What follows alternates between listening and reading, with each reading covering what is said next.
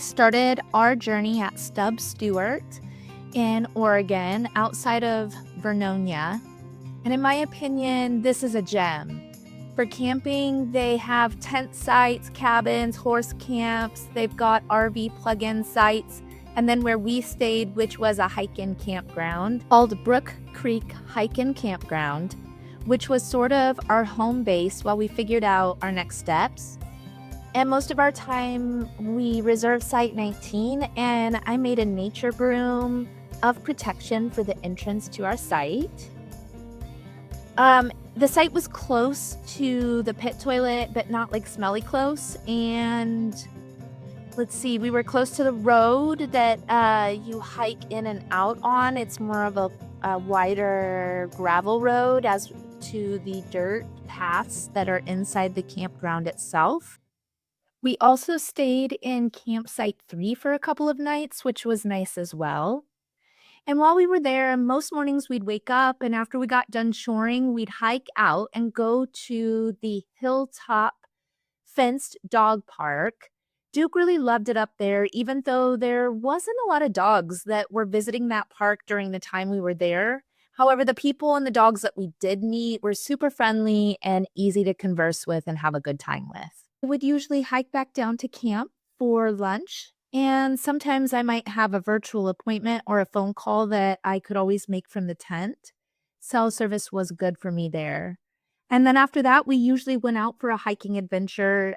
Duke was a menace at this time on leash, and I hadn't figured out unmenacing his behavior. So while we did the Banks Vernonia Trail some, we opted more for dirt paths with less human and most certainly less mountain bike activity, which he would get really excited about.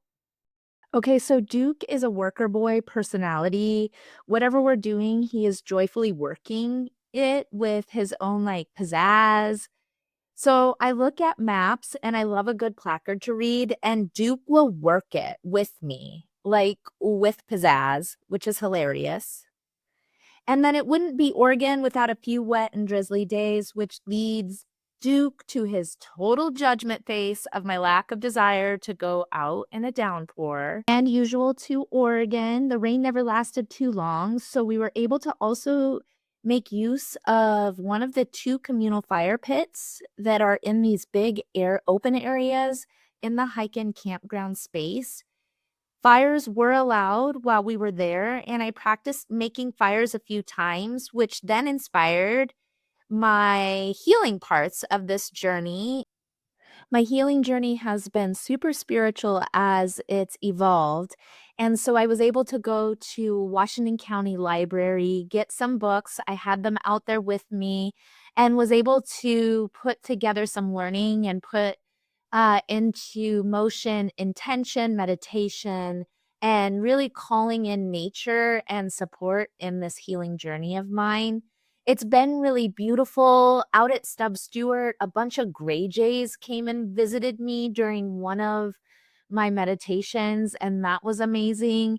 And then I also ultimately created, I guess, like a blessings package for our upcoming travels that Duke and I were getting ready to head out on. And as Duke and I sent tinglies of gratitude out to the environment of Stub Stewart, to the people, the animals that came along our way, I'm also glad to have made that blessings package for our travels, because at that point of this journey, where we were going next looked about as clear as this list that we left with. All right, folks, look forward to some upcoming videos of where we went next after we left Stub Stewart. I will keep creating and post them here. And I don't have a rhythm or cadence yet, but we'll figure that out along the way and figure out what works best, not only for me putting the content together, but then sharing it with those that are interested. Until next time, may your energy stay connected to what heals you. Love you. See you. Bye.